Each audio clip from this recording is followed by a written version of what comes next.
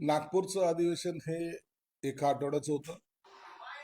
अपेक्षा अशी होती की हे एका आठवड्यामध्ये विरोधक असतील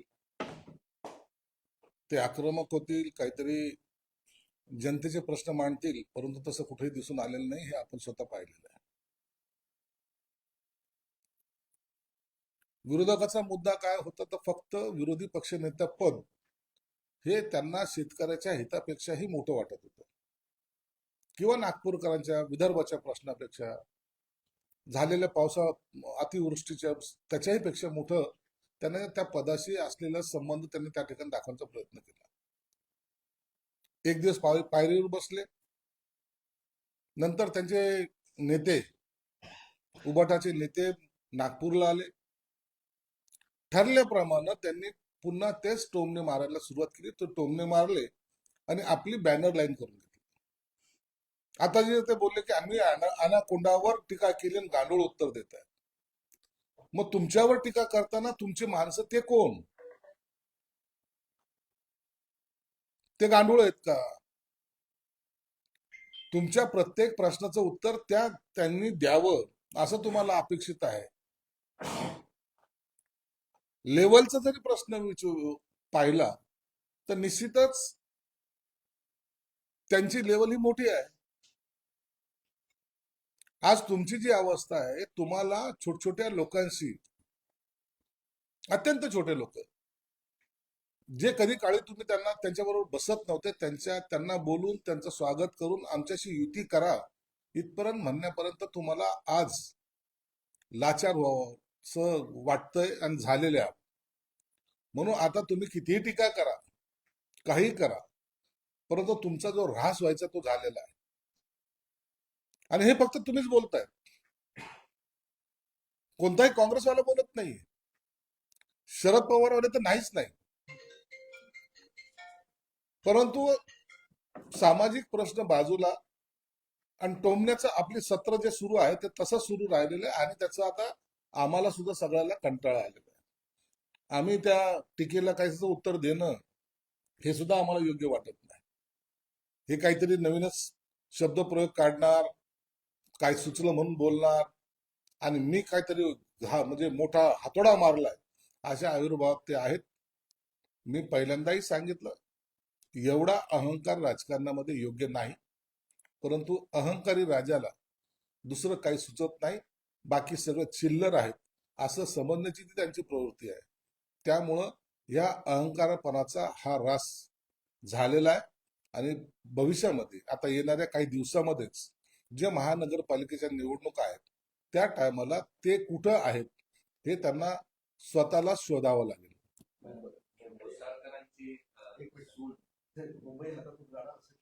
100% जाणार मुंबई हातातून. मुंबई हातात कशी राहणार? तुमच्याकडे कार्यकर्ते राहिलेले नाहीत, तुम्ही आजही कुणाला भेटत नाहीत, आजही त्या कार्यकर्त्याला बळ देत नाहीत. कार्यकर्ता कसे निवडणूक लढवणार? आता आम्ही जे उठाव केला तर आमच्याकडे जवळपास 55 ते 57 नगरसेवक हे आमच्या बरोबर आहेत असलेल्या पैकी. आणि म्हणून आता त्यांना निवडणुकीमध्ये उमेदवाराची शोधाशोध पासून ही तयारी करावी लागणार.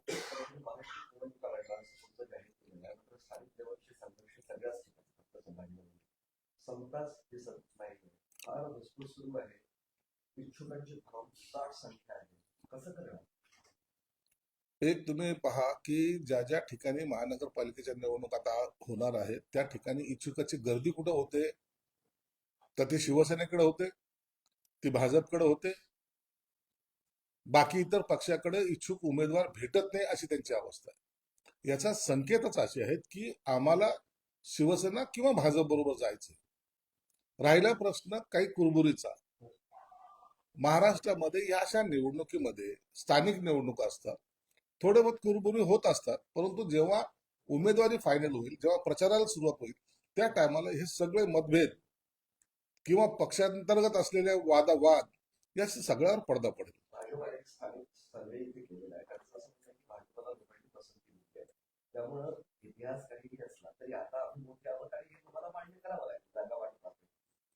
हे कोणत्या महान नेत्याने सांगितलं मला माहित नाही, परंतु असे सर्वे वर अवलंबून राजकारण चालत नसतं. ग्राउंड रियालिटी जी आहे ती रियालिटी पाहावी लागते. उद्या जर मी म्हणलो की आमचं एक नंबरवर आम्ही आहोत, त्यालाही विरोध होईल का नाही? म्हणून असे हे सर्वे करण्यापेक्षा ग्राउंड लेवलची रियालिटी ही लक्षात घेऊन युती करण्याचं मनोदय हा आमचा सर्वांचा आहे. म्हणून कोणी काही जरी बोललं तरी जेव्हा जागेचं वाटप होईल त्या टायमाला ह्या सगळ्या गोष्टी तपासल्या जातील. तेजस्विनी घोसाळकर त्या भाजपमध्ये प्रवेश करतात. तेजस्विनी घोसाळकरांचं अनेक दिवसापासून म्हणजे दीड वर्षापासून उभाटामध्ये राहायची मनस्थिती नव्हती असं एकंदर दिसतं. त्यांनी एकनाथ शिंदे साहेबांशी संपर्क साधलेला आहे. आता तुमच्या माहितीप्रमाणे भाजपशी संपर्क साधलेला आहे. परंतु एवढं मात्र आता निश्चित झालेलं आहे की आता त्या उभाटामध्ये राहणार नाही. त्यांच्या कुटुंबियावर जो काही घात झालेला आहे, आघात झालेला आहे, ते आजही त्यांना स्वस्थ बसू देत नाही. हे वस्तुस्थिती आहे. म्हणून उभाटामध्ये राहून आता काम करायचं नाही असं कदाचित त्यांनी ठरवलं असावं. त्यांच्याकडे येणार होते आपण भाजपमध्ये कसे? आणखीन ते कुठं गेलेले नाहीत, परंतु निश्चितच आमच्याही त्या संपर्कात आहे. प्रवेशाबद्दल विचारणार काय घेतलं? नाही तसं मग आता त्यांच्याकडे भाजपमध्ये जायचं काही त्यांचं इच्छा झाली असेल तर त्याला आम्ही रोखू शकत नाही. पण आमच्याकडेही त्या आल्या होत्या. हो म्हणूनच विचारलं, पण जुळलं नाही. नाही जुळलं वगैरे नाही, परंतु त्यांची कदाचित त्यांना आता भाजप सोपं वाटत असेल म्हणून तिकडे गेले असतील. त्यांनी भावनिकपत्र लिहिले, त्यात असं म्हटलंय की मुलाच्या भविष्यासाठी मी प्रवेश करते. अहो जिच्या नवऱ्याचा खून झालाय त्यांना कोणी एकदा सहानुभूती दाखवून नंतर कोणी भेटायला सुद्धा फिरकलं नाही. त्या कुटुंबावर झालेला जो आघात आहे त्यासाठी काय करता येईल अशी कोणतीही रूपरेषा त्यांच्याकडे नाही. आणि या तरुण वयामध्ये त्या महिलेला असलेला आपला संसार सांभाळण्यासाठी किंवा आपल्याला साथ कुठेतरी कुणाची तरी असावी म्हणून तिने घेतलेला हा निर्णय. ती नगरसेविका होती, चांगलं उत्कृष्ट काम केलेलं आहे तिने.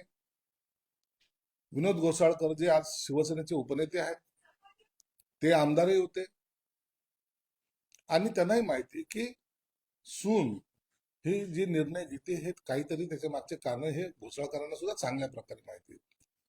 म्हणून तडकाफडकी घेतलेला हा निर्णय नाही. त्यांच्या भावना कोणी समजून घेतल्या नाही, हे दुर्दैव आहे. म्हणून ती आता भाजपमध्ये प्रवेश करते.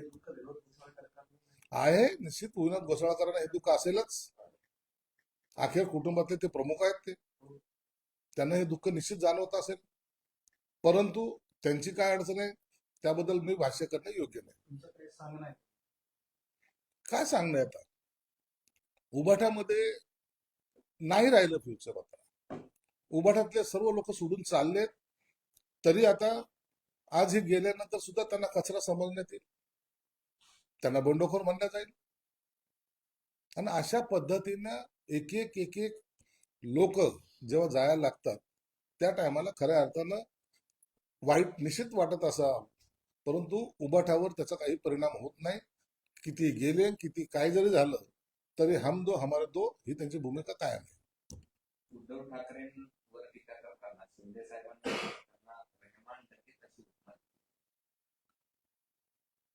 मुंबईच्या तिजोरीवर दरोडा टाकण्याचे काय काय उपमा किती जरी उपमा दिल्या त्यांच्यावर काय काय होत नाही ना. दिली परंतु आता त्याचा काय इफेक्ट होतो त्याच्यावर माहित नाही. ते त्याच गाढ झोपेत आहेत. झोपेचं सोंग घेऊन ते डोळे मिटून बसलेले आहेत. या मुंबई महानगरपालिका ही त्यांची अत्यंत लास्ट आणि अस्तित्वाची लढाई राहणार आहे. ही एकदा संपली ना हा पक्ष नेमका कुठे राहील त्याची कल्पना सुद्धा करत नाही.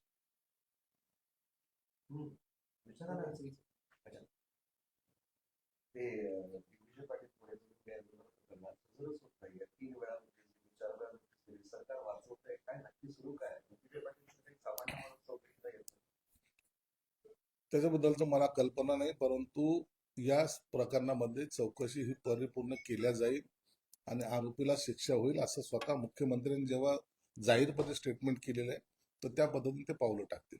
आज उद्या घोषणा होण्याची शक्यता आहे महानगरपालिकेची आणि एकाच टप्प्यात सगळ्या महानगरपालिका होण्याची शक्यता आहे. सह्याद्री पक्षाची आपण आहे का?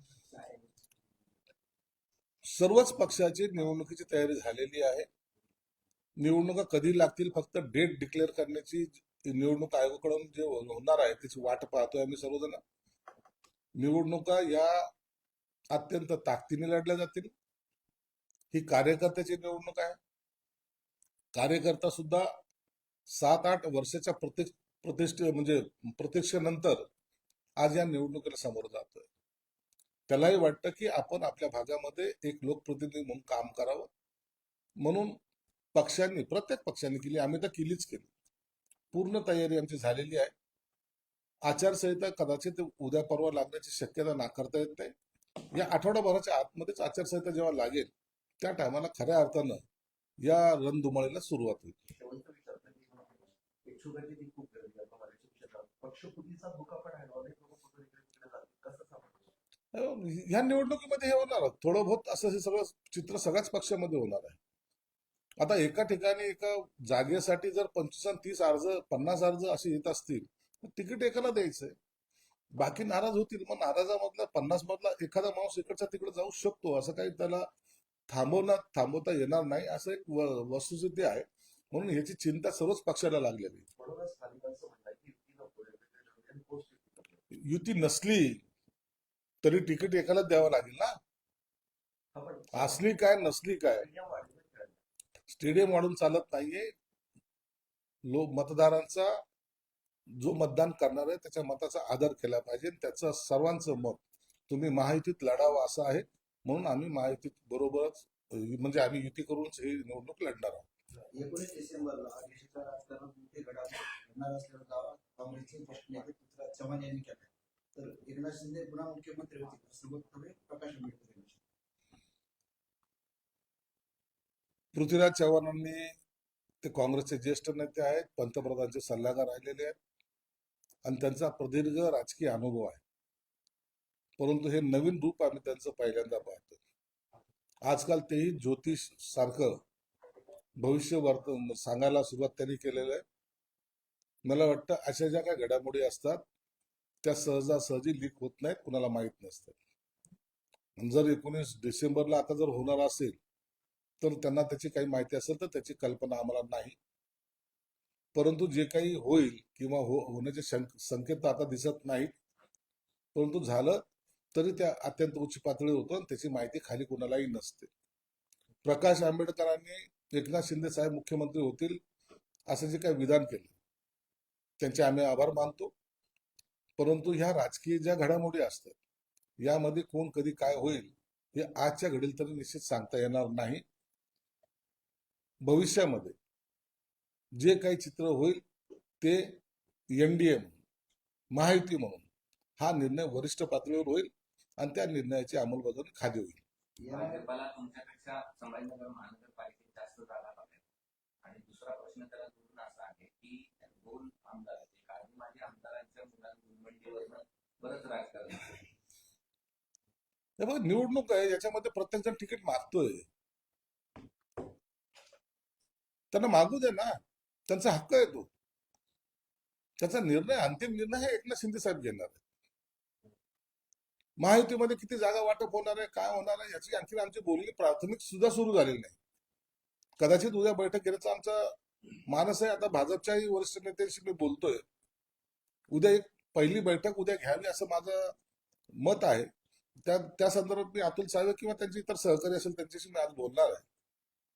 परंतु युती जोपर्यंत होत नाही तोपर्यंत ह्या मागण्या किंवा इच्छुकाची गर्दी ही कायम राहणार आहे आणि त्याला आपण टाळू शकत नाही. तुमच्यापेक्षा जास्त जागा त्यांना हव्या. आणखी बोलणी तर सुरू होऊ द्या. आमची बोलणी सुरू झाली नाही. आता आम्ही जास्त जागा मागतोय का ते जास्त जागा मागतात ते एकदा बैठकीला बसल्यानंतर निश्चित होईल. देवेंद्र फडणवीस, एकनाथ शिंदे आणि अजितदादा पवार यांचा टीका करताना माजी खासदार अशोक चव्हाण यांनी मीना आणि टीका असा टीका केली. कोण विचारतं त्याचा जिल्हा? तो हिंदू धर्माचा काही उत्सव असला तो हॉस्पिटल बांधा म्हणतो. मग तू पण दुसरं बाकीचे रिकामे काम करण्यापेक्षा हॉस्पिटल बांध ना. तुमच्या मस्जिदी उभ्या राहिलेल्या चालतात. परंतु आमचे धार्मिक सण तुम्हाला साजरे केलेले चालत नाही, ही कोणती उलटी नीती? मग सर्वांना समान करा. तुम्ही तुमचा धर्म पाळायचा, दुसऱ्याने धर्म पाळायला गेला की हॉस्पिटल बनवा, संडास बाथरूम बनवा, हे कोणतं स्टेटमेंट आहे? म्हणून अशा लोकांकडे आम्ही लक्ष सुद्धा देत नाही.